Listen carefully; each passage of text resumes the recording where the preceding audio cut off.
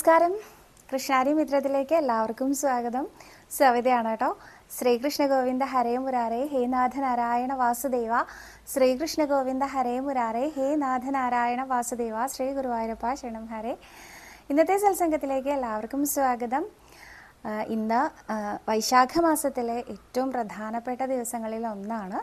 ഇന്ന് നരസിംഹ ജയന്തിയാണ്. എല്ലാവർക്കും അറിയാം, നരസിംഹാവതാര ദിവസമാണ് ഇന്ന്. ഉഗ്രം വീര്യം മഹാവിഷ്ണും ജ്വലന്തം സർവതോമുഖം നരസിംഹം ഭീഷണം ഭദ്രം മൃത്യും നമാമ്യഹം എന്ന ഉഗ്ര നരസിംഹമൂർത്തിയെ ചൊല്ലിക്കൊണ്ട് നമസ്കരിച്ച് നമുക്ക് ഇന്നത്തെ ഈ ഒരു ഭാഗം തുടങ്ങാം. നരസിംഹാവതാരം കഥ പറയണമെന്നൊക്കെ ഞാൻ വിചാരിച്ചിട്ടുണ്ടായിരുന്നു. പക്ഷെ എനിക്ക് എന്താണെന്നറിയില്ല, പെട്ടെന്ന് ഭയങ്കര ഒരു പരിഭ്രമമൊക്കെ വരികയാണ്. നരസിംഹാവതാരം ഞാൻ ഒരിക്കലേ പറഞ്ഞിട്ടുള്ളൂ ഈ ഒരു കഥ നിങ്ങളോട്. പക്ഷെ എന്നാലും എനിക്ക് പേടിയാണ് നരസിംഹാവതാരം പറയാനൊക്കെ. അത്രയ്ക്കൊന്നും ആയിട്ടില്ല, ഞാനൊരു തോന്നലുണ്ട് കേട്ടോ. അതുകൊണ്ടാണ് ഞാൻ അങ്ങനെ പറയാതിരിക്കുന്നത്. എന്നാലും നരസിംഹമൂർത്തി അനുസ്മരിക്കുമ്പോൾ അനേകം കാര്യങ്ങൾ നിങ്ങളോട് പങ്കുവയ്ക്കാതെ പോകാൻ പറ്റില്ല എന്ന് തോന്നുന്നു. അതിൽ ആദ്യത്തെ ആ ഒരു പ്രത്യേകത എന്ന് പറയുന്നത്, വളരെ കുറച്ച് സമയം കൊണ്ട് തന്നെ തൻ്റെ അവതാര ലക്ഷ്യം പൂർത്തിയാക്കിയ ആ ഒരു മൂർത്തിയാണ് നരസിംഹമൂർത്തി എന്ന് പറയുന്നത്. അതിൽ എനിക്ക് ഏറ്റവും കൂടുതൽ അട്രാക്റ്റീവായിട്ട് തോന്നിയിട്ടുള്ളത്, മറ്റ് അവതാരങ്ങളിൽ അനേകം ദുഷ്ടരെ വധിക്കുന്ന അല്ലെങ്കിൽ അങ്ങനെയുള്ള കാര്യങ്ങൾ ചെയ്യുന്ന ഒരു മൂർത്തിയാണെങ്കിൽ, ഒറ്റ പ്രഹ്ലാദന് വേണ്ടിയിട്ടാണ് ഈ ഒരു നരസിംഹമൂർത്തി വന്നിരിക്കുന്നത് എന്നുള്ളത് വലിയ പ്രത്യേകതയാണ് കേട്ടോ. ഒറ്റ ഭക്തന് വേണ്ടിയിട്ടാണ് ഈ ഉഗ്ര നരസിംഹമൂർത്തിയായിട്ട് വന്നിരിക്കുന്നത്. അത് ഹിരണ്യകശിപുവിനെ വധിക്കുക എന്നുള്ളതിനേക്കാളും പ്രാധാന്യം പ്രഹ്ലാദനെ രക്ഷിക്കുക എന്നുള്ളതാണ്. ഭക്ത പ്രഹ്ലാദനെ രക്ഷിക്കുക എന്നുള്ളതാണ്. അദ്ദേഹത്തിൻ്റെ കഥ പറയുമ്പോൾ ആചാര്യൻ പറയാറുള്ള ഒരു കാര്യം എന്താണെന്ന് വെച്ചാൽ, ഈ നരസിംഹമൂർത്തിയായിട്ട് ഏതാണ്ട് ഒരു ഉച്ച സമയത്താണ് ആ ഒരു തൂണും പിളർന്നു വന്നത് എങ്കിൽ, അത്രയും കുറച്ചു നേരം സന്ധ്യാസമയം വരെ നരസിംഹമൂർത്തിയും അതുപോലെ തന്നെ ഹിരണ്യകശിപുവും തമ്മിലുള്ള ഒരു യുദ്ധം നടന്നിട്ടുണ്ട്. മറ്റേത് ആളാണെങ്കിലും ഈ ഒരു നരസിംഹമൂർത്തിയെ കണ്ടാൽ തന്നെ അപ്പം തന്നെ അറ്റാക്ക് വന്ന് മരിച്ചു എന്ന് പറയാറുണ്ട് കേട്ടോ. പക്ഷെ അതൊന്നുമില്ലാതെ പതറാതെ അദ്ദേഹത്തിൻ്റെ മുമ്പിൽ പിടിച്ചു നിന്ന് 3-4 മണിക്കൂർ കഴിഞ്ഞ് സന്ധ്യാസമയമായ സമയത്താണ് ആ ഒരു നരസിംഹമൂർത്തി ഹിരണ്യകശിപുവിനെ വധിക്കുന്നത്. എന്നാൽ ഹിരണ്യകശിപുവിനെ വധിച്ചിട്ടും അദ്ദേഹത്തിൻ്റെ ആ ക്രോധം ശമിച്ചിട്ടില്ല. കണ്ട എല്ലാ അസുരന്മാരെയും കടിച്ച് വലിച്ചെറിയായിരുന്നു അത്ര അദ്ദേഹം. അപ്പോൾ ബ്രഹ്മദേവൻ വന്നിട്ട് അദ്ദേഹത്തിനെ കാണുന്ന സമയത്ത്, ആ ജ്വലിച്ച കണ്ണുകൾ കാണുന്ന സമയത്ത് ഭയം കൊണ്ട് 2 അടി പുറകോട്ട് മാറിയെന്ന് മാത്രമല്ല, ലക്ഷ്മി ദേവിയെ വിളിച്ചുകൊണ്ട് വന്നു അത്രേ, ഒന്ന് ഒരു ശാന്തനാക്കാനായിട്ട്. ലക്ഷ്മി ദേവി വളരെ ദ്രുതഗതിയിൽ ഓടി വന്ന് എന്താ ഇവിടെ സംഭവിക്കുന്നതെന്ന് നോക്കുന്ന സമയത്ത് ഈ ഉഗ്ര നരസിംഹമൂർത്തിയെ കണ്ടപ്പോൾ ലക്ഷ്മി ദേവിയും പറഞ്ഞു അത്രേ, ഞാൻ വിചാരിച്ചാൽ അദ്ദേഹത്തിൻ്റെ ക്രോധം ശമിപ്പിക്കാൻ സാധ്യമല്ല എന്ന്. അങ്ങനെയാണ് ബ്രഹ്മദേവൻ പ്രഹ്ലാദനെ ഭഗവാന്റെ അടുത്തേക്ക് വിട്ടത്. പ്രഹ്ലാദൻ ഓടിച്ചെന്ന് അദ്ദേഹത്തിൻ്റെ കാൽക്കൽ വീണ് നമസ്കരിച്ച ആ ഒരു നിമിഷം അദ്ദേഹത്തിൻ്റെ ക്രോധമെല്ലാം മാറി അതികാരുണ്യം അല്ലെങ്കിൽ വാത്സല്യം തുളുമ്പുന്ന കണ്ണുകൾ കൊണ്ടാണ് അദ്ദേഹം ആ ഒരു പ്രഹ്ലാദനെ എടുത്ത് തൻ്റെ മടിയിലിരുത്തിയതെന്ന്.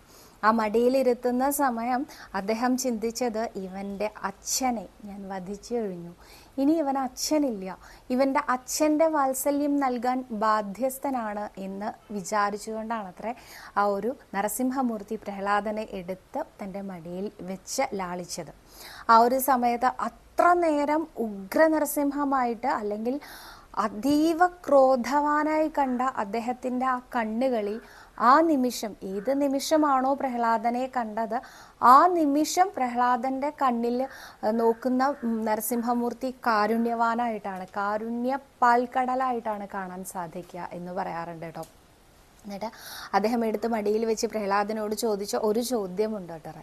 അത് വേറൊന്നുമല്ല, ഞാൻ എന്ത് വരമാണ് നിനക്ക് നൽകേണ്ടത് എന്ന്. അദ്ദേഹം തൊഴുതുകൊണ്ട് പറഞ്ഞു അത്രേ, എൻ്റെ അച്ഛന് നരകം കാണാൻ ഇടയാവരുത് എന്ന്. അതാണ് പ്രഹ്ലാദൻ. അത്രയധികം പുണ്യമാണ് പ്രഹ്ലാദൻ.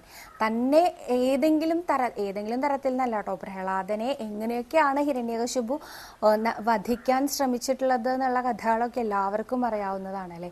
അത്രയധികം ദ്രോഹിച്ചിട്ടുള്ള ആ ഒരു അച്ഛനെ പോലും നരകം കാണിക്കരുത് എന്ന് പറഞ്ഞ ആ പ്രഹ്ലാദനെ നമസ്കരിക്കാതെ വയ്യ. അത്രയും വലിയ സജ്ജനം തന്നെയാണ് അദ്ദേഹം. ഒരിക്കലും അദ്ദേഹത്തിന് വേറെ എന്തെല്ലാം ചോദിക്കാമായിരുന്നു അല്ലേ? പക്ഷെ അദ്ദേഹം ചോദിച്ചത് എൻ്റെ അച്ഛനെ നരകം കാണിക്കരുത് എന്നാണ്. അങ്ങനെ ആവട്ടെ എന്ന് പറഞ്ഞുകൊണ്ട് അനുഗ്രഹിച്ചുകൊണ്ട് അപ്പോഴാണ് ആ ലക്ഷ്മി ദേവിയും കൂടെ വന്ന് അടുത്തിരിക്കാൻ തയ്യാറായത്.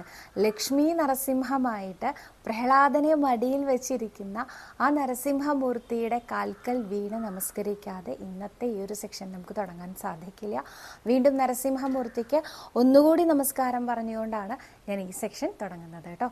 അപ്പോൾ ഞാൻ ഒരുപാട് പേരുടെ സജഷൻസ് കേട്ടിരുന്നു. ഞാൻ പറഞ്ഞിരുന്നു ഈ ഒരു സത്സംഗം അടിമുടി നമുക്ക് മാറ്റി എടുക്കാം. ഇങ്ങനെയാണ് വേണ്ടതെന്ന് അറിയില്ല. ചോദ്യോത്തരത്തിൻ്റെ സെക്ഷൻ വേറെ വെക്കുകയാണോ വേണ്ടത്, അതോ ഇതിൽ കൂടെ പറയുകയാണോ വേണ്ടത്, എനിക്കൊന്നും മനസ്സിലാവണില്ല എന്നൊക്കെ പറഞ്ഞിരുന്നു. അപ്പോൾ ഒരുപാട് പേര് പറഞ്ഞു ഒറ്റ സെക്ഷൻ തന്നെ മതി, ഭഗവാന്റെ കാര്യങ്ങളെല്ലാം പറയുന്ന സെക്ഷൻ തന്നെയല്ലേ, അതിൽ തന്നെ ഞങ്ങൾ ചോദ്യവും ചോദിക്കാം, അതിൽ തന്നെ ഉത്തരവും പറഞ്ഞാൽ മതി എന്ന്.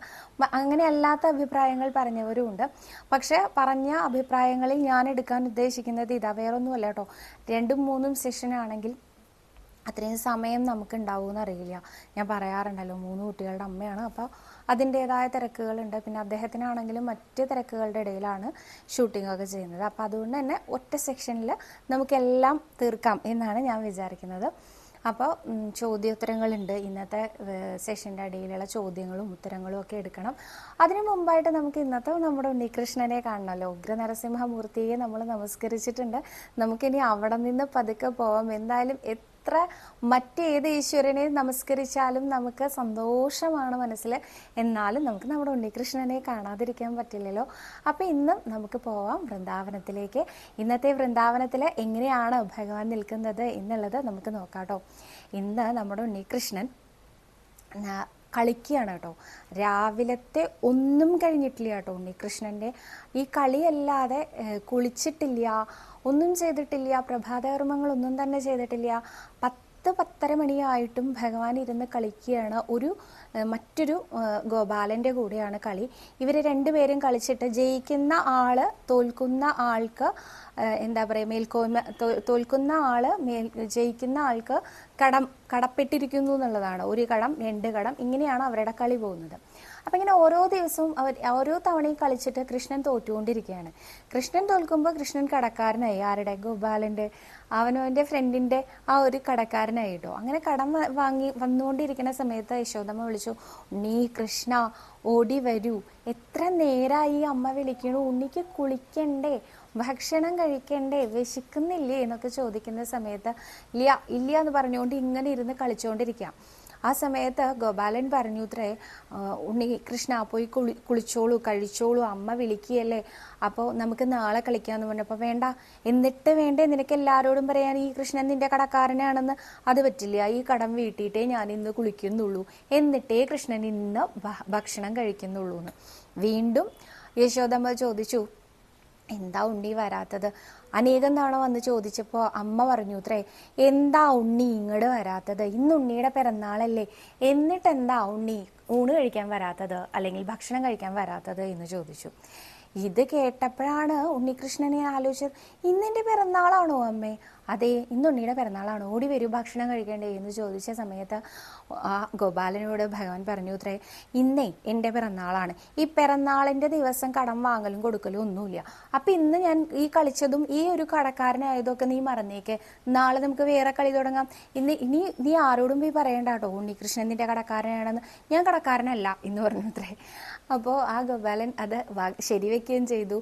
എന്നിട്ട് ഓടിച്ചെന്ന് അകത്തേക്ക് നോക്കി.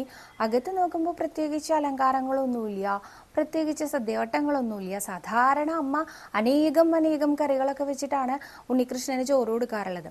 അതൊക്കെ ഉണ്ട്, അതല്ലാതെ ആളുമില്ല, തിരക്കില്ല, ബഹളമില്ല. ഉണ്ണികൃഷ്ണനെ വല്ലാത്തൊരു സങ്കടം തോന്നി. ഭഗവാൻ എന്ത് ചെയ്തു? തിരിഞ്ഞു നിന്നു അമ്മയുടെ മുമ്പിൽ നിന്ന് അങ്ങോട്ട്. എന്നിട്ട് എനിക്കിന്നൊന്നും ഭക്ഷണം വേണ്ട, ഞാൻ ഇന്നൊന്നും കഴിക്കണില്ല എന്നായി. അത് പറഞ്ഞ സമയത്ത് യശോദമ്മ ചോദിച്ചു, എന്താ ഉണ്ണി എത്ര നേരമായി എഴുന്നേറ്റിട്ട്, ഉണ്ണിക്ക് വിശക്ക് അങ്ങനെ ഉണ്ടാവില്ലേ, ഇന്നാണെങ്കിൽ വെണ്ണ പോലും കഴിച്ചിട്ടില്ലാലോ എന്ന് ചോദിച്ച സമയത്ത് എനിക്കൊന്നും വേണ്ട എന്ന് പറഞ്ഞ് ഉണ്ണികൃഷ്ണൻ കരയാൻ തുടങ്ങി. ഈ കരച്ചിൽ കണ്ടപ്പോൾ യശോദമ്മയ്ക്ക് ആകെ പരിഭ്രമായി. എന്തിനാ ഉണ്ണി കരയണേന്ന് ചോദിച്ചപ്പോൾ പറഞ്ഞു, എന്നാലും എൻ്റെ അമ്മ എന്നെ പറഞ്ഞ് പറ്റിച്ചില്ലേ ഇന്നെൻ്റെ പിറന്നാളാണ് എന്ന്.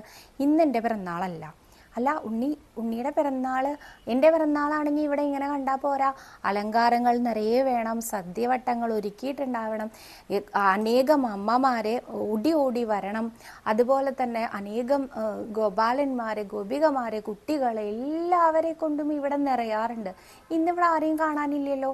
ഇന്നെൻ്റെ പിറന്നാളല്ല, അമ്മ എന്നോട് നുണ പറഞ്ഞിട്ടില്ലേ, അമ്മയല്ലേ എന്നോട് പറഞ്ഞത് നുണയൊന്നും പറയരുത് ഉണ്ണീന്ന്. കഴിഞ്ഞ ദിവസം ഞാൻ മണ്ണ് തിന്നു എന്ന് രാമേട്ടൻ വന്ന് പറഞ്ഞപ്പോൾ അമ്മ പറഞ്ഞില്ലേ ഉണ്ണി കൃഷ്ണ നുണ പറയരുതെന്ന്. എന്നിട്ടിപ്പോൾ അമ്മ തന്നെ നുണ പറഞ്ഞു. ഇനി അമ്മ എന്നോട് മിണ്ടണ്ടെന്ന് പറഞ്ഞിട്ട് അത്രേ അങ്ങോട്ട് തിരിഞ്ഞു നിൽക്കണം. ഇത് കേട്ടുകൊണ്ട് നന്ദഗോപര് വന്നപ്പോൾ യശോദമ്മ ശരിക്കും കഷ്ടത്തിലായി കേട്ടോ. യശോദമ്മ പറഞ്ഞു, എന്താ അപ്പം ചെയ്യുക, ഞാൻ ഉണ്ണിയൊന്ന് ഭക്ഷണം കഴിക്കാൻ ഇങ്ങനെ ഒരു അബദ്ധം എനിക്ക് പറ്റുകയും ചെയ്തുല്ലോ എന്ന് പറഞ്ഞ സമയത്ത് നന്ദഗോപര് പറഞ്ഞു, എന്താ അപ്പം ഉണ്ണിയുടെ പ്രശ്നം? അമ്മ എന്നോട് കള്ളം പറഞ്ഞു, ഇന്ന് എനിക്ക് ആഹാരമില്ല, അത് തന്നെയാണ് എൻ്റെ തീരുമാനം എന്ന് പറഞ്ഞു. അമ്മ എന്ത് നുണയാ ഉണ്ണിയോട് പറഞ്ഞത്? ഇന്നെൻ്റെ പിറന്നാളാന്ന് പറഞ്ഞു. അപ്പോൾ വേഗം പോയിട്ട് പഞ്ചാംഗമൊക്കെ എടുത്തിട്ട് ആ ഗ്രന്ഥക്കേട്ടൊന്ന് തുറന്നു നോക്കിയിട്ട് നന്ദഗോപര് പറഞ്ഞു അത്രേ, ഇന്നുച്ചയ്ക്ക് 1:30 മണിക്ക് ശേഷം അഷ്ടമി രോഹിണി, എന്താ പറയുക, രോഹിണി നക്ഷത്രം ഇത്ര നാഴിക, ഉച്ചയ്ക്കേ പിറന്നാൾ തുടങ്ങുള്ളൂ, അതുകൊണ്ടല്ലേ അമ്മ അങ്ങനെ പറഞ്ഞത് എന്ന് പറഞ്ഞു അത്രേ. ശരിക്കും ഉച്ചയ്ക്ക് എൻ്റെ പിറന്നാൾ തുടങ്ങുള്ളൂ? അതെ. ഉണ്ണിക്ക് സംശയം ഉണ്ടെങ്കിൽ പഞ്ചാംഗം കാണിച്ചു തരാം അച്ഛൻ, വേണോ എന്ന് ചോദിച്ചപ്പോൾ അല്ല അത് വേണ്ട, അപ്പം ഇന്ന് ശരിക്കും എൻ്റെ പിറന്നാളാണോ ചോദിച്ചു. അതെ, ഉണ്ണിക്ക് സംശയമുണ്ടോ? എന്നിട്ട് അച്ഛൻ എന്താ സദ്യക്കൊന്നുള്ള ആളെയും വട്ടവും ഒന്നും കാണാത്തെ, ആൾക്കാരൊന്നും വരാത്ത എന്താ? ഉണ്ണി കുളിച്ചോ? ഉണ്ണി സുന്ദരനായോ? ഉണ്ണി ഒരുങ്ങിയോ? ഒന്നും ചെയ്തിട്ടില്ലല്ലോ. ഉണ്ണി ഇതൊക്കെ ചെയ്യുമ്പോഴേക്കും ഇതെല്ലാം ഇവിടെ ഏർപ്പാടാക്കിയിട്ടുണ്ടാവും എന്ന് തോന്നുന്നു. അങ്ങനെയാണെങ്കിൽ ഇതാ ഉണ്ണി കുളിക്കാൻ പോയി എന്ന് പറഞ്ഞ് അമ്മയുടെ കൈയും പിടിച്ച ഒരൊറ്റ ഓട്ടാ ഉണ്ണികൃഷ്ണൻ 1.5 മണിക്കൂർ കൊണ്ട് അവിടെ എല്ലാ ഗോപന്മാരെ എത്തുകയും അതുപോലെ തന്നെ നല്ലൊരു സദ്യക്കുള്ള വട്ടം കൂട്ടുകയും ചെയ്തു ഇത്രയും നന്ദഗോപരുടെ ആ ഒരു മേൽനോട്ടത്തിൽ ഉണ്ണികൃഷ്ണന്റെ പിറന്നാൾ ആഘോഷം. ഉണ്ണികൃഷ്ണന്റെ പിറന്നാളിന് സാധാരണഗതിയിൽ നന്ദഗേഹം മുഴുവൻ അലങ്കരിക്കാറുണ്ട് കേട്ടോ. പുഷ്പാലങ്കാരങ്ങൾ മുഴുവൻ ചെയ്യാറുണ്ട്. അതുപോലെ തന്നെ ഓരോ ഗോപന്മാർക്കും റിട്ടേൺ ഗിഫ്റ്റ് കൊടുക്കുക എന്ന് പറഞ്ഞൊരു സമ്പ്രദായം ഉണ്ടല്ലോ. അതുപോലെ സമ്മാനപ്പൊതികളുമായിട്ട് വരുന്ന അവർക്ക് ഓരോ സമ്മാനപ്പൊതികൾ തിരിച്ച് ഉണ്ണികൃഷ്ണൻ കൊടുക്കാറുണ്ട്. ഇതൊക്കെ 1.5 മണിക്കൂർ കൊണ്ട് എങ്ങനെയാണ് തയ്യാറാവുക എന്നുള്ളതല്ലേ ഈ കഥ കേൾക്കുമ്പോഴേ എനിക്കും തോന്നാറുണ്ടത്. പക്ഷെ അതിനുള്ള ഉത്തരവും അപ്പം തന്നെ കിട്ടും കേട്ടോ. ഈ ഗുരുവായൂർ അമ്പലത്തിൽ നിങ്ങളെല്ലാവരും കണ്ടിട്ടുണ്ടാവും വലിയ കാതം ചിരക്ക് പായസം എന്ന് നിങ്ങൾ കണ്ടിട്ടുണ്ടാവും. കാരണം അയ്യപ്പൻ്റെ അവിടെ നിന്ന് നമ്മൾ മുന്നോട്ട് നടക്കുന്ന സമയത്ത് നമ്മുടെ കയ്യിൻ്റെ ഇടതുവശത്തായിട്ട് ഒരു തിടപ്പള്ളി ഉണ്ട്, അതായത് കുക്ക് ചെയ്യുന്ന ഒരു ഏരിയ. അവിടെ വലിയ ആളുകളെ കൊണ്ടൊന്നും പിടിച്ച് പൊക്കാൻ പറ്റാത്ത അത്രയും വലിയ ചിരക്ക് പായസം. ഇത് തയ്യാറാക്കാനേ 1.5 മണിക്കൂറേ വേണ്ടൂ. എങ്ങനെയാണ് ഇതിങ്ങനെ തയ്യാറാവണേ? മറ്റേത് സ്ഥലത്താണെങ്കിലും അതങ്ങനെ തയ്യാറാവില്ല. ഇതാരുടെ കയ്യാ നോക്കണം. ഇതിൻ്റെയൊക്കെ പിന്നിൽ ഈ പായസം വെക്കുന്ന സെക്ഷനിലൊക്കെ ജോലി ചെയ്യുന്നുണ്ട് കേട്ടോ എൻ്റെ പ്രിയപ്പെട്ട ആളുകൾ. അപ്പോൾ അവരൊക്കെ പറഞ്ഞ് കേൾക്കണം, വെറും 1.5 മണിക്കൂർ കൊണ്ട് ഇത്രയൊക്കെ ലിറ്റർ കണക്കിന് പായസമൊക്കെ തയ്യാറാവോ ചോദിച്ചാൽ ഇതൊക്കെ ഉണ്ണികൃഷ്ണൻ നേരെയാക്കി തരണതാണെന്ന്. അതേപോലെ ഈ പായസം വലിയ ചിരക്കുകളിലാക്കിയിട്ട് കുട്ടകങ്ങളിലാണ് അതിന് പറയുക, വലിയ പാത്രങ്ങളെ കുട്ടകങ്ങളിലാക്കിയിട്ട് 2 പേര് ചേർന്ന് എടുത്ത് അങ്ങോട്ട് നേദിക്കാൻ കൊണ്ടുപോകും. നേദിക്കുന്നിടത്തു നിന്ന് എടുത്ത് കൗണ്ടറിൽ, പ്രസാദ കൗണ്ടറിൽ കൊണ്ടുവയ്ക്കും. ഇതിനൊക്കെ ഈ 2 പേരേ ഉണ്ടാവുള്ളൂ. അപ്പോൾ അതിലെൻ്റെ അച്ഛനും ഉണ്ടാവാറുണ്ട് കേട്ടോ പണ്ട്. അപ്പം എൻ്റെ അച്ഛൻ പറയാറുണ്ട്, ഇല്ലത്ത് നിന്ന് ഒരു ബക്കറ്റ് വെള്ളം എടുത്ത് നമ്മൾ ഒന്ന് മാറ്റി വെക്കുമ്പോഴേക്കും കിതയ്ക്കുന്ന ആളാണ് ശരിക്കും ഞാൻ. എന്നാൽ ഗുരുവായൂർ അമ്പലത്തിൽ ഞാൻ 100 കണക്കിന് കുട്ടകം ചുമന്നിട്ടുണ്ട് എന്ന് പറയാറുണ്ട്. ഇതെങ്ങനെ സാധ്യമായി എന്ന് ചോദിച്ചാൽ ഗുരുവായൂരപ്പൻ്റെ അനുഗ്രഹം കൊണ്ട് സാധ്യമായി എന്നേ പറയാൻ പറ്റുള്ളൂ. അപ്പോൾ നന്ദഗോപർക്ക് എന്തായാലും സാധ്യമായി ഉണ്ടാവൂലേ ഈ 1.5 മണിക്കൂർ കൊണ്ട് ഇത്രയധികം അലങ്കാര പണികൾ ചെയ്യാനും. അതേപോലെ തന്നെ നമ്മുടെ ഉണ്ണികൃഷ്ണനെ സന്തോഷിപ്പിക്കാനായിട്ട് ഗോപന്മാരെല്ലാവരും വരലും സദ്യ ഒരുക്കലും എല്ലാം 1.5 മണിക്കൂർ കൊണ്ട് എല്ലാം നേരെയെന്നാണ്. അപ്പോഴേക്കും എന്താ ഉണ്ടായി? അപ്പോഴേക്കും യശോദമ്മ ഉണ്ണിയെ വിസ്തരിച്ച് കുളിപ്പിക്കുമ്പോഴും യശോദമ്മയ്ക്ക് പാട്ട് പാടാം. കൃഷ്ണ പാട്ടുകൾ പാടാതെ യശോദമ്മയ്ക്ക് ഒന്നുമില്ല. പാട്ടുകൾ പാടിക്കൊണ്ടാണ് ഉണ്ണിയെ കുളിപ്പിക്കാറുള്ളത്. അതുപോലെ തന്നെ അലങ്കാരങ്ങൾ, നിറയെ അലങ്കാരം, ഇത്ര അലങ്കരിച്ചാലും മതിയാവാത്ത അമ്മയാട്ടോ. അമ്മയ്ക്കൊരു തോന്നലായിരുന്നു അമ്മയ്ക്കൊരു പെൺകുട്ടി ഉണ്ടാവുക എന്ന്. കാരണം അത്യാവശ്യം തടിയുള്ള ദേഹപ്രകൃതാണെന്ന് ആചാര്യൻ പറയാറുണ്ട്. അതുപോലെ തന്നെ വിവാഹം കഴിഞ്ഞ് അനേകം വർഷം കുട്ടികളില്ലാതിരുന്ന ദമ്പതികളാണ്. ഇനി എങ്ങാനും ഉണ്ടാവുകയാണെങ്കിൽ അതൊരു പെൺകുഞ്ഞായിരിക്കും അല്ലെങ്കിൽ ആയിരിക്കണം എന്നൊക്കെ ഒരു മോഹം ഉണ്ടായിരുന്നു ഇത്ര യശോദമ്മയ്ക്ക്. അപ്പം നോക്കുമ്പോൾ നമ്മുടെ ഉണ്ണികൃഷ്ണനാണ് ഉണ്ടായത്. അപ്പോൾ യശോദമ്മയ്ക്ക് ആൺകുട്ടിയായിട്ട് ഒരുക്കിയാലും പോരാ, പെൺകുട്ടിയായിട്ട് ഒരുക്കിയാലും പോരാ. കാരണം ഒരാളേ ഉള്ളൂ, ആണായിട്ടും പെണ്ണായിട്ടും ഒന്നേ ഉള്ളൂ എന്നൊക്കെ പറയില്ലേ, അതേമാതിരി നിറയെ നിറയെ നിറയെ മാലകൾ ഇടാനും മുടിയൊക്കെ വേറെ വേറെ മാതിരി കെട്ടിക്കാനും കണ്ണെഴുതിക്കാനും ഒക്കെ വലിയ താല്പര്യമാണ് ഈ യശോദമ്മയ്ക്ക്. അതിനനുസരിച്ചാണ് നമ്മുടെ ഉണ്ണികൃഷ്ണനും നിന്നു കൊടുക്കുക. അലങ്കാരപ്രിയനാണ് ഉണ്ണികൃഷ്ണൻ. അപ്പോൾ ഭഗവാനും അതേമാതിരി നിന്നു കൊടുത്ത് നല്ലോണം ഒരുക്കി ഒരുക്കി അലങ്കരിച്ച് കൊണ്ടുവന്ന ഉണ്ണികൃഷ്ണൻ പുതിയ പട്ടൊക്കെ കൊടുത്തിട്ടുണ്ട് കേട്ടോ. എങ്ങനെയാ പെട്ടെന്നൊക്കെ പുതിയ പട്ടുണ്ടായി? അതൊക്കെ അവിടെ നേരെയാണ്. എല്ലാം ഉണ്ടായി. അച്ഛൻ്റെ പോലെ ഒരു വേഷ്ടി ചുമലിൽ ഇടലൊക്കെ ഉണ്ടായി കേട്ടോ. വലിയ ഉണ്ണിയായി ഞാൻ, എൻ്റെ പിറന്നാളായില്ലേ, അടുത്ത വർഷമായില്ലേ, എനിക്ക് ഒരു വയസ്സ് കൂടി കൂടിയില്ലേ എന്നൊക്കെ ചോദിച്ചുകൊണ്ട് ആ ഒരു ചുമലിലൂടെ വേഷ്ടിയൊക്കെ ഇട്ടിട്ടാണ് ഉണ്ണികൃഷ്ണൻ ഇറങ്ങി വരുന്നത്. വന്നപ്പോഴേക്കും ഇതാ എല്ലാ പുഷ്പാലങ്കാരങ്ങളും ഉണ്ട്. എല്ലാവരും സമ്മാനപ്പൊതികൾ കൊണ്ടുവന്ന് തരുന്നുണ്ട്. അച്ഛൻ അവർക്കൊക്കെ മറുപടി സമ്മാനം കൊടുക്കാനുള്ളതൊക്കെ നേരെയാക്കി വെച്ചിട്ടുണ്ട്. സദ്യയൊക്കെ ഇരിക്കുന്നുണ്ട്. എല്ലാവരും സദ്യ കഴിക്കുന്നുണ്ട്. ഈ സദ്യയൊക്കെ കഴിക്കുമ്പോൾ അവരറിയാതെ അവരുടെ ഉള്ളിലൊരു ചിരി വരുന്നുണ്ട് അത്രേ. ഈ കള്ളപ്പിറന്നാളുകാരനെ എവിടെ കാണട്ടെ എന്ന് പറഞ്ഞുകൊണ്ടാണത്രേ എല്ലാവരും ഉണ്ണികൃഷ്ണനെ നോക്കണത്. എന്നിട്ട് ഓരോരുത്തരും ഉണ്ണിക്ക് എന്നും ഇതുപോലെ പിറന്നാൾ ആഘോഷിക്കാൻ തരാവട്ടെ എന്ന് പറഞ്ഞുകൊണ്ട് അനുഗ്രഹിച്ചുകൊണ്ടാണ് അത്രേ, ഉണ്ണിയുടെ തലയിൽ കൈവച്ച് അനുഗ്രഹിച്ചുകൊണ്ടാണ് അത്രേ ഓരോരുത്തരും സമ്മാനം കൊടുത്തിരുന്നത്. ആ സമ്മാനം അതേമാതിരി സ്വീകരിച്ചുകൊണ്ട് ഇന്നും നമ്മുടെ ഗുരുവായൂരപ്പൻ അനേകം പേർക്ക് സദ്യ നൽകുന്നുണ്ട് കേട്ടോ. സദ്യ എന്ന് പറഞ്ഞാൽ നമ്മുടെ പ്രസാദൂട്ടിലെ ഓരോ ദിവസവും ആയിരക്കണക്കിന് ഭക്തജനങ്ങളാണ് വന്ന് ഭക്ഷണം കഴിക്കുന്നത്. രാവിലെ ഭക്ഷണം കൊടുക്കുന്നുണ്ട്, ഉച്ചയ്ക്ക് ഭക്ഷണം കൊടുക്കുന്നുണ്ട്, രാത്രിയിൽ ഭക്ഷണം കൊടുക്കുന്നുണ്ട്. അപ്പോൾ എല്ലാ നേരത്തും ഭഗവാൻ പ്രസാദൂട്ടിന് ഗുരുവായൂരപ്പൻ ഇങ്ങനെ ഭക്ഷണം കഴിപ്പിക്കുന്നതിൽ ഒരു വലിയ ആനന്ദം കണ്ടെത്തുന്ന മൂർത്തിയാണ് നമ്മുടെ ഉണ്ണികൃഷ്ണൻ എന്നും കൂടി ആചാര്യൻ പറയാറുണ്ട്. അപ്പോൾ ഇല്ലാത്ത പിറന്നാൾ ആഘോഷിച്ച ഉണ്ണിക്ക് നമുക്കും നേരാലെ ഒരു പിറന്നാൾ ആശംസകൾ. അപ്പോൾ ഹാപ്പി ബർത്ത്ഡേ ഉണ്ണികൃഷ്ണ എന്ന് പറഞ്ഞുകൊണ്ടാണ് ഇന്നത്തെ ചോദ്യങ്ങൾ നോക്കാം കേട്ടോ. അർച്ചന എന്നൊരു ഭക്ത വെച്ചിട്ടുണ്ട്, ആടിയ എണ്ണ ഒരു ഡ്രോപ്പ് കഴിക്കുമ്പോൾ നോൺ വെജ് കഴിക്കാമോ? അതുപോലെ തന്നെ അശുദ്ധി ഉള്ളപ്പോൾ കഴിക്കാമോ? ചേച്ചിയുടെ നമ്പർ തരുമോ? ഇത്രയും ചോദ്യങ്ങളാണ് കേട്ടോ ചോദിച്ചിരിക്കുന്നത് അർച്ചന. ആടിയ എണ്ണ നമ്മൾ കഴിക്കുന്ന സമയത്ത് അത് നോൺ വെജ് നമ്മൾ രാവിലെ വെറും വയറ്റിൽ കഴിച്ചാൽ മതി. അങ്ങനെ ആകുമ്പോൾ നമുക്ക് നോൺ വെജിൻ്റെ ഒരു പ്രശ്നം വരുന്നില്ലല്ലോ. രാവിലെ വെറും വയറ്റിൽ ആടിയ എണ്ണ സ്വീകരിച്ചോളൂ, അപ്പോൾ വലിയ പ്രശ്നങ്ങളൊന്നും ഉണ്ടാവില്ല. അതുപോലെ തന്നെ പിന്നത്തെ ചോദ്യം എൻ്റെ നമ്പർ തരുമോ എന്നാണ്. പിന്നെ അശുദ്ധിയുള്ള സമയത്ത് ആടിയ എണ്ണ, അശുദ്ധിയുള്ള സമയത്ത് ആടിയ എണ്ണ ഉപയോഗിക്കേണ്ട കേട്ടോ. ഞാൻ ഉപയോഗിക്കാറില്ല. ഞാൻ ചെയ്യുന്ന കാര്യങ്ങൾ മാത്രമേ ഞാൻ നിങ്ങളോട് പറയാറുള്ളൂ. അപ്പോൾ അശുദ്ധിയുള്ള സമയത്ത് ഞാൻ അങ്ങനെ ചെയ്യാറില്ല. അപ്പം നിങ്ങളും അങ്ങനെ ചെയ്യേണ്ടെന്നാണ് എനിക്ക് തോന്നുന്നത്. അടുത്തത് എൻ്റെ നമ്പർ തരുമെന്ന്, പുതിയ നമ്പറായ കാരണം ഞാൻ കാണാതെ പഠിച്ചിട്ടില്ല, അതാണ് ഞാനിങ്ങനെ നോക്കിക്കൊണ്ടിരിക്കുന്നത് കേട്ടോ. 9074501193 ഇതാണ് എൻ്റെ നമ്പർ. സ്ക്രീനിൽ എഴുതി കാണിക്കാം. 9074501193 ഇതാണ് കേട്ടോ.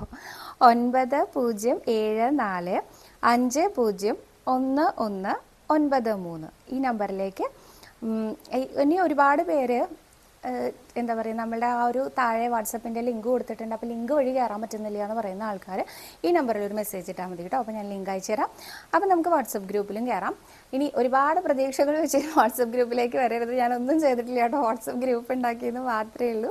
വേറെ കൂടുതലായിട്ടൊന്നുമില്ല ആക്ടിവിറ്റീസ്. എന്താണ് ചെയ്യേണ്ടതെന്നൊന്നും എനിക്ക് അറിയില്ല. അപ്പോൾ നമുക്കിങ്ങനെ കുറേശ്ശെ ആയിട്ട് വാട്സപ്പൊക്കെ ശരിയാക്കി കൊണ്ടുവരാമെന്നേ പറയാൻ പറ്റുള്ളൂ. അടുത്ത ചോദ്യം, രാധാ ഗുപ്ത എന്നൊരു ഭക്ത വെച്ചിട്ടുണ്ട്, അഹസ് വഴിപാടിനെ കുറിച്ച് പറയുമോ എന്ന്. സാധാരണ ജോലി സംബന്ധമായിട്ടുള്ള കാര്യങ്ങൾക്ക് അഹസ് വഴിപാട് ബുക്ക് ചെയ്യാറുണ്ട്. അത് മാത്രമൊന്നുമല്ല കേട്ടോ, ഗുരുവായൂരപ്പൻ്റെ ഒരു ദിവസത്തെ എല്ലാ നിവേദ്യങ്ങളിലും എല്ലാ പൂജകളിലും ഒരു ഭാഗമാവുക എന്നാണ് അഹസ് കൊണ്ട് ഉദ്ദേശിക്കുന്നത്. 3000 രൂപയാണ് അഹസ് ഷീട്ടാക്കാൻ വേണ്ടത്. ഗുരുവായൂരപ്പന് ആയിരുന്നു. ഇനി മാറ്റം വന്നിട്ടുണ്ടോ എന്ന് ഞാൻ ഒന്നുകൂടെ അന്വേഷിച്ചിട്ട് പറയാം കേട്ടോ. ഏത് ദിവസത്തേക്കാണോ നിങ്ങൾ അഹസ് ഷീട്ടാക്കാൻ ഉദ്ദേശിക്കുന്നത് അതിൻ്റെ തലേ ദിവസം ഉച്ചയ്ക്ക് 12 മണിക്ക് മുമ്പെങ്കിലും അഹസ് ഷീട്ടാക്കണം കേട്ടോ. മുൻകൂട്ടി ബുക്ക് ചെയ്യണം എന്നാണ് പറഞ്ഞതിൻ്റെ അർത്ഥം. ഓൺലൈനായിട്ടും ബുക്ക് ചെയ്യാൻ സാധിക്കുന്നതാണ്. ഇനി അഹസിൻ്റെ പ്രസാദം ഒരു ദിവസത്തെ എല്ലാ നിവേദ്യ സാധനങ്ങളും നമുക്ക് പ്രസാദമായിട്ട് അതാത് സമയത്ത് ചെന്നാൽ ലഭിക്കുന്നതാണ്. രാവിലെ 5 മണിക്ക് കൗണ്ടർ തുറന്നാൽ തുടങ്ങി രാത്രി അത്താഴപൂജ വരെയുള്ള പ്രസാദങ്ങൾ അതാത് സമയത്ത് ചെന്നാൽ കിട്ടുന്നതാണ്. ഇനി ഇൻ കേസ് നിങ്ങൾക്ക് അതാത് സമയത്ത് ചെല്ലാൻ പറ്റിയില്ലെങ്കിൽ ഉച്ചവരെയുള്ള പ്രസാദങ്ങൾ ഉച്ചയ്ക്ക് വാങ്ങിച്ചിട്ട് രാത്രി അത്താഴപൂജയ്ക്ക് ശേഷം കിട്ടുന്ന അപ്പവും അടയും അവലും ഒക്കെ ആ സമയത്ത് വാങ്ങിയാലും മതി. ഇനി അടുത്തൊരു ചോദ്യം വരാൻ സാധ്യതയുള്ളത് ഹസ് ഷീട്ടാക്കിയാൽ ക്യൂ സംവിധാനത്തിലൂടെ അല്ലാതെ അകത്തേക്ക് പ്രവേശിക്കാൻ സാധിക്കുമോ എന്ന്. അങ്ങനെയില്ല കേട്ടോ. നെയ്വിളക്ക് ഷീട്ടാക്കിയാൽ മാത്രമേ നമുക്ക് ക്യൂ സംവിധാനത്തിലൂടെ അല്ലാണ്ട് അകത്തേക്ക് കയറാൻ പറ്റുള്ളൂ. അഹസ് ഷീട്ടാക്കി അങ്ങനെ കയറാൻ പറ്റില്ല. നിഷാ തിലകൻ എന്നൊരു ഭക്ത വെച്ചിട്ടുണ്ട്, സൈനികർക്ക് വേണ്ടി അമ്പലത്തിൽ ഏത് വഴിപാടാണ് ചെയ്യേണ്ടതെന്ന്. അങ്ങനെയില്ല. നമുക്ക് ഇഷ്ടമുള്ള വഴിപാട് ചെയ്യുക. നമ്മൾ ഉദ്ദേശിക്കുന്നത് സൈനികർക്ക് വേണ്ടിയിട്ടാണ് എന്നുള്ളത് ഗുരുവായൂരപ്പന് അറിയാലോ. അത്രേ ആവശ്യമുള്ളൂ കേട്ടോ. ഇന്ന കാര്യത്തിന് ഇന്ന വഴിപാട് എന്നില്ല. നമ്മുടെ ഉണ്ണികൃഷ്ണനാണ്. അപ്പം നമ്മളിപ്പോൾ ഞാനൊരു ഉദാഹരണം പറയുകയാണെങ്കിൽ, ഇപ്പം നമ്മൾ എന്താ പറയുക, പെട്ടെന്ന് എന്തെങ്കിലും ഒരു ബുദ്ധിമുട്ട് വന്നു, ഗുരുവായൂരപ്പ നേരെയാക്കി തരണേ, ഞാനൊരു വെണ്ണ ഷീട്ടാക്കാം എന്ന് പറയും. അല്ലെങ്കിൽ ഗുരുവായൂരപ്പ നേരെയാക്കി തരണേ, ഒരു അടുപ്രദർശനം വെക്കാം, ഇങ്ങനെ പറയാറുണ്ട്. അപ്പോൾ ഇന്ന കാര്യത്തിന് ഇന്ന വഴിപാടൊന്നുമില്ല. നമ്മുടെ ഉണ്ണികൃഷ്ണനെ അറിയാം നമുക്ക് എന്താ വേണ്ടതെന്ന്. അത് നേരെയാക്കണേന്ന് നമ്മൾ പ്രാർത്ഥിക്കുമ്പോൾ ഒപ്പം നമുക്ക് ഇഷ്ടമുള്ള ഒരു വഴിപാട് നേരെ. അത്രേ ഉള്ളൂ കേട്ടോ. ശൈല വിപിൻ എന്നൊരു ഭക്ത വെച്ചിട്ടുണ്ട്, ആധ്യാത്മിക ഹാളിൽ നമുക്ക് എല്ലാവർക്കും കയറാൻ സാധിക്കുമോ എന്ന്. ഞാൻ ഇന്നലെ സപ്താഹത്തിനെ കുറിച്ചും ആധ്യാത്മിക ഹാളിനെ കുറിച്ചും പറഞ്ഞിട്ടുണ്ടായിരുന്നു. അതുകൊണ്ടാണ് പറഞ്ഞത് ആധ്യാത്മിക ഹാളിൽ നമുക്ക് എല്ലാവർക്കും പ്രവേശനം ഉണ്ടോ എന്ന് ചോദിച്ചിട്ടുണ്ട്. എല്ലാവർക്കും പ്രവേശനം ഉണ്ട് കേട്ടോ. വൈശാഖ മാസത്തിലെ വായനയ്ക്ക് വരേണ്ട കാര്യമാണെന്ന് ഞാൻ പറഞ്ഞിട്ടുണ്ടായിരുന്നു. 19-ാം തീയതി തുടങ്ങി 26-ാം തീയതി വരെയാണുള്ളത്. അപ്പോൾ എല്ലാവർക്കും പങ്കെടുക്കാം. അങ്ങനെ ഒരു റെസ്ട്രിക്ഷനൊന്നും അവിടെ ഇല്ല കേട്ടോ. പ്രത്യേകിച്ച് വൈശാഖത്തിലൊക്കെ ആകുമ്പോൾ നല്ല തിരക്കുണ്ടാവാറുണ്ട് ആ ഒരു ഭാഗവതം സപ്താഹത്തിന്. തോട്ടം ശ്യാം നമ്പൂതിരി അദ്ദേഹത്തിൻ്റെ ആചാര്യസ്ഥാനം നേതൃത്വത്തിലാണ് ഈ പ്രാവശ്യത്തെ ഈ ഒരു അവസാനത്തെ അവസാനത്തെ 7 ദിവസത്തെ വായന വരുന്നത് കേട്ടോ. എല്ലാ വർഷവും അങ്ങനെയാണ് ഉണ്ടാവാറ്. അവസാനത്തെ 7 ദിവസത്തെ സപ്താഹം വരുന്നത് അത് തോട്ടത്തിൻ്റെ വകയാണ് ഉണ്ടാവാറ്. തോട്ടം ശ്യാം നമ്പൂതിരിയുടെ വകയാണ് ഉണ്ടാവാറ് കേട്ടോ. ഉഷാ ശശികുമാർ എന്നൊരു ഭക്ത വെച്ചിട്ടുണ്ട്, ടാലി കൗണ്ടർ ഉപയോഗിക്കുന്നത് എങ്ങനെയാണ് എന്നൊന്ന് പറഞ്ഞു തരുമെന്ന്. ഇതാണ് ടാലി കൗണ്ടർ എന്ന് പറയുന്നത്. ഇതിൽ 2 ബട്ടനാണ് ഉണ്ടാവുക. ഒന്ന് നമുക്ക് റീസെറ്റ് ബട്ടനാണ്, അതായത് 0യിലേക്ക് എത്തിക്കാൻ. രണ്ടാമത്തെ ഒരു ബട്ടൺ എന്ന് പറയുന്നത് നമ്മൾ എത്ര നാമം ചൊല്ലുമ്പോൾ നാരായണ എന്ന് പറയുമ്പോൾ ഒരു തവണ പറയുമ്പോൾ ഒരു തവണ ആ ബട്ടൺ ഒന്ന് പ്രസ് ചെയ്യുക. രണ്ടാമത്തെ തവണ പറയുമ്പോൾ നാരായണ നാരായണ നാരായണ നാരായണ ഇങ്ങനെ പ്രസ് ചെയ്തുകൊണ്ടിരുന്നാൽ നമ്മൾ അവസാനം നോക്കുമ്പോൾ എത്രയായി എന്നുള്ള കൗണ്ടർ, എത്രയായി നമ്പർ എന്നുള്ളത് നമുക്ക് കാണാൻ സാധിക്കും കേട്ടോ. അങ്ങനെ എണ്ണം പിടിച്ച് നാമം ജപിക്കണമെന്ന് നിർബന്ധമൊന്നുമില്ല. നമ്മൾ എത്ര നാമം ജപിക്കുന്നുണ്ട് എന്നുള്ളത് ഗുരുവായൂരപ്പന് കൃത്യമായിട്ട് അറിയാം. പക്ഷേ ഇതെന്തിനാണ് നമ്മൾ ചെയ്യണമെന്ന് വെച്ചാൽ നമുക്ക് ഇത്രയും ജപിക്കാൻ പറ്റുമല്ലോ എന്നുള്ളൊരു കോൺഫിഡൻസ് നമുക്ക് കിട്ടും. നമ്മുടെ ഒരു കോൺഫിഡൻസ് ബൂസ്റ്ററായിട്ട് കണ്ടാൽ മതി കേട്ടോ ഈ ടാലി കൗണ്ടറിനെ. അപ്പോൾ എല്ലാവർക്കും ജപിക്കാൻ സാധിക്കട്ടെ. അടുത്ത ചോദ്യം. പ്രമീള എന്നൊരു ഭക്ത വെച്ചിട്ടുണ്ട്, നിങ്ങൾ എപ്പോഴും തൊഴുത് നമസ്കരിക്കുക എന്ന് പറയാറുണ്ട്. അങ്ങനെ പറഞ്ഞാൽ കൈകൂപ്പി തൊഴുതതിന് ശേഷം നിലത്ത് കമിഴ്ന്ന് തല നിലത്ത് മുട്ടിച്ച് പ്രാർത്ഥിക്കുന്നതിനാണോ? അങ്ങനെയാണ് കേട്ടോ. നമ്മൾ സ്ത്രീകൾ സാഷ്ടാംഗ പ്രണാമം ചെയ്യാറില്ല. പുരുഷന്മാരാണെങ്കിൽ സാഷ്ടാംഗ പ്രണാമവും, സ്ത്രീകളാണെങ്കിൽ മുട്ടിൽ നിന്നുകൊണ്ട് നെറ്റി മുട്ടിക്കുന്ന ആ ഒരു രീതിയാണ് നമസ്കരിക്കുക എന്ന് പറയുന്നത്. നമ്മുടെ ഗുരുവായൂരപ്പനെ പറ്റി പറയുമ്പോൾ എപ്പോഴും പറയാറുണ്ട് നമസ്കാരപ്രിയനാണ് ഗുരുവായൂരപ്പൻ. ഒരിക്കൽ നമ്മൾ നമസ്കരിച്ചാൽ അദ്ദേഹത്തിനെ തന്നെ നമുക്ക് തരും എന്ന് പറയാറുണ്ട്. അതുകൊണ്ട് തന്നെ വരുന്ന സമയത്ത് ഒരു നമസ്കാരമെങ്കിലും, ഏത് ക്ഷേത്രത്തിൽ പോവുകയാണെങ്കിലും ഒരു നമസ്കാരമെങ്കിലും ചെയ്യുന്നത് ഏറ്റവും ഉത്തമമായിരിക്കും കേട്ടോ. ഏത് ക്ഷേത്രത്തിലാണോ പോകുന്നത്, ഏത് ഈശ്വരനെയാണോ നമസ്കരിക്കുന്നത്, വണങ്ങുന്നത്, ആ ഈശ്വരൻ്റെ മന്ത്രം ചൊല്ലിക്കൊണ്ട് ഒന്ന് നമസ്കരിക്കുന്നത് ഏറ്റവും ഉത്തമമാണ് എന്ന് കേട്ടിട്ടുണ്ട്. ഇപ്പോൾ മഹാദേവൻ്റെ അവിടെയാണ് പോകണമെങ്കിൽ ശിവം ശിവകരം ശാന്തം ശിവാത്മാനം ശിവോത്തമം ശിവമാർഗ പ്രണീതാര പ്രണതോസ്മി സദാശിവം എന്ന് ചൊല്ലിക്കൊണ്ട് നമസ്കരിക്കാം. അതേമാതിരി തന്നെ പാർവതീ ദേവിയെ നമസ്കരിക്കുമ്പോൾ സർവമംഗളമംഗല്യെ ചൊല്ലി നമസ്കരിക്കാം. ഇങ്ങനെ ഓരോ ഈശ്വരൻ, മഹാഗണപതിയെ നമ്മൾ ഏത്തമിടുമ്പോൾ ചൊല്ലുന്ന ഏകദന്തം തന്നെ ചൊല്ലിക്കൊണ്ട് നമുക്ക് നമസ്കരിക്കാം. ഇങ്ങനെ ഓരോ ഈശ്വരനെ പ്രാർത്ഥിക്കുമ്പോഴും അവരുടെ ആ ഒരു മന്ത്രം ചൊല്ലിക്കൊണ്ട് നമസ്കരിക്കുന്നത് ഉത്തമമാണ് കേട്ടോ. അജി MC എന്നൊരു ഭക്തൻ ചോദിച്ചിട്ടുണ്ട്, സവിത മാസത്തിൽ വരുന്ന ഏകാദശി എടുക്കാറുണ്ടോ? ഉണ്ടെങ്കിൽ എങ്ങനെയാണ് നോക്കേണ്ടത്? മാസത്തിൽ 2 ഏകാദശിയിൽ ഏതാണ് എന്ന് പറഞ്ഞു തരാമോ? 2 ഏകാദശി നോൽക്കാലോ? ഒരു ഏകാദശി എന്നില്ല കേട്ടോ. മാസത്തിൽ ഒരു വർഷത്തിൽ 24 ഏകാദശി വരുന്നതിൽ എല്ലാം നോൽക്കുന്നതാണ് ഉത്തമം. ഇനിയിപ്പോൾ നമുക്ക് സ്ത്രീസഹജമായിട്ടുള്ള ബുദ്ധിമുട്ടുകളുള്ള സമയത്ത് നമുക്ക് ഏകാദശി നോൽക്കാറില്ല. ഞാൻ ഏകാദശി നോൽക്കാം എന്നുള്ള പക്ഷം കൊണ്ട് നോൽക്കാൻ പാടില്ല എന്ന് പറയുന്ന ആളുകളുണ്ട് കേട്ടോ. ഞാൻ നോൽക്കാറില്ല. അപ്പോൾ അങ്ങനെ എന്തെങ്കിലും ബുദ്ധിമുട്ടുള്ള സമയമാണെങ്കിൽ നോൽക്കണ്ട. അതല്ലാത്ത സമയത്ത് നമുക്ക് ഏകാദശി നോൽക്കാം. ഇനി എങ്ങനെയാണ് ഏകാദശി നോൽക്കേണ്ടത് വെച്ചാൽ അത് പല വിധത്തിലാണ് നോൽക്കാറുള്ളത്. ഓരോ ഭക്തരും ഓരോ രീതിയിലാണ് നോൽക്കാറുള്ളത് കേട്ടോ. കാരണം ഉപവാസമായിട്ട് ഒന്നും കഴിക്കാതെ നോൽക്കുന്ന ആൾക്കാരുണ്ട്. അരിഭക്ഷണം ഒഴിവാക്കിക്കൊണ്ട് അല്ലെങ്കിൽ പാലും പഴവും മാത്രം കഴിച്ചുകൊണ്ടൊക്കെ നോൽക്കുന്ന ആൾക്കാരുണ്ട്. അതൊക്കെ ഭക്തൻ്റെ ഇഷ്ടം എന്ന് പറയാനേ പറ്റുള്ളൂ. പിന്നെ ഏകാദശിയെ കുറിച്ച് പറയുകയാണെങ്കിൽ ഒരു എപ്പിസോഡ് തന്നെ പറയാനുണ്ട്. അധികം വൈകാതെ തന്നെ നമുക്ക് അങ്ങനെ ഒരു എപ്പിസോഡ് തന്നെ ചെയ്യാമെന്ന് വിചാരിക്കുന്നു. ഏകാദശിയുടെ മഹാത്മ്യവും ഏകാദശി നോൽക്കുന്ന രീതിയും എല്ലാം കൂടി. ഇനി ഞാൻ എല്ലാ ഏകാദശിയും നോൽക്കാറുണ്ടോ എന്ന് ചോദിച്ചാൽ ഇല്ല എന്നാണ് മറുപടി. ഞാൻ ഓർമ്മ വരുന്ന ഏകാദശി നോൽക്കാറുണ്ട്, പക്ഷേ മിക്കവാറും ഓർമ്മ ഇല്ലാതെയും പോകാറുണ്ട് കേട്ടോ. അപ്പോൾ ഇന്ന് അത്രയും ചോദ്യങ്ങളേ ഉള്ളൂ. ഇടയ്ക്ക് ഞാൻ 2-3 ചോദ്യങ്ങൾ വിട്ടുപോയോ എന്നൊരു സംശയമുണ്ട്. ഏതെങ്കിലും ചോദ്യങ്ങൾ വിട്ടുപോയതായിട്ട് നിങ്ങൾക്ക് തോന്നുന്നുണ്ടെങ്കിൽ ഒന്നും കൂടെ ഓർമ്മിപ്പിക്കണം കേട്ടോ. ആ ചോദ്യങ്ങളൊക്കെ കൊണ്ട് ഞാൻ അടുത്ത ദിവസത്തിൽ വരാമെന്ന് വിചാരിക്കുന്നു. പിന്നെ ഒരുപാട് പേര് ചോദിക്കുന്നുണ്ട് കുട്ടികളുടെ ചാനലിൽ കുട്ടികളെ കാണാനില്ലല്ലോ എന്ന്. അവരും ചോദിക്കുന്നുണ്ട് കേട്ടോ, അമ്മ ഞങ്ങളുടെ ചാനലിൽ കയ്യേറിയതാണോ എന്ന്. അവർക്കും ചാനലിൽ പറയാനുള്ള അവസരം കൊടുക്കണം എന്ന് പറയുന്നുണ്ട്. ശരിയാണ്. അപ്പോൾ എല്ലാതും കൂടി എടുക്കാനുള്ളൊരു സമയമില്ല. പിന്നെ ഞാൻ പറഞ്ഞില്ലേ, ടെക്നിക്കൽ വശങ്ങളെല്ലാം മനസ്സിലാക്കി വരുന്നേ ഉള്ളൂ. അപ്പോൾ കുറച്ച് സമയം തരൂ, എല്ലാം കൊണ്ടുവരാം കേട്ടോ. കുട്ടികളുടെ ആയാലും വലിയ ആളുകളുടെ ആണെങ്കിലും ഒക്കെ. അപ്പോൾ കുട്ടികളുടെ സെഷനിൽ കുട്ടികൾക്ക് ഉപകാരപ്പെടുന്ന രീതിയിൽ, അതായത് എൻ്റെ കുട്ടികൾ 3 പേരാണുള്ളത്, എല്ലാവർക്കും അറിയുണ്ടാവും, കൃഷ്ണ, ആര്യ, മിത്ര. ഇവരെ 3 പേരുടെ അതേ പ്രായത്തിലുള്ള കുട്ടികൾക്ക് ഉപകാരപ്പെടുന്ന തരത്തിലുള്ള വീഡിയോസ് അവരെ കൊണ്ട് ചെയ്യിപ്പിക്കണം എന്നാണ് എൻ്റെ ആഗ്രഹം. അപ്പോൾ അതൊക്കെ കൊണ്ട് അധികം താമസമില്ലാതെ തന്നെ വരാൻ സാധിക്കട്ടെ. ഗുരുവായൂരപ്പൻ അതിനും അനുഗ്രഹിക്കട്ടെ. നിങ്ങൾ ഓരോരുത്തരുടെയും പ്രാർത്ഥനയും അനുഗ്രഹവും ഉണ്ടെങ്കിലേ മുന്നോട്ട് പോകാൻ പറ്റുള്ളൂ. അപ്പോൾ എല്ലാവർക്കും നന്ദി നന്ദി നന്ദി. സർവരോഗ വിനാശന, സർവപാപ വിനാശന, സർവദുഃഖ വിനാശന, സർവസൗഖ്യപ്രദായക ശ്രീ ഗുരുവായൂരപ്പ ശരണന്മാരെ.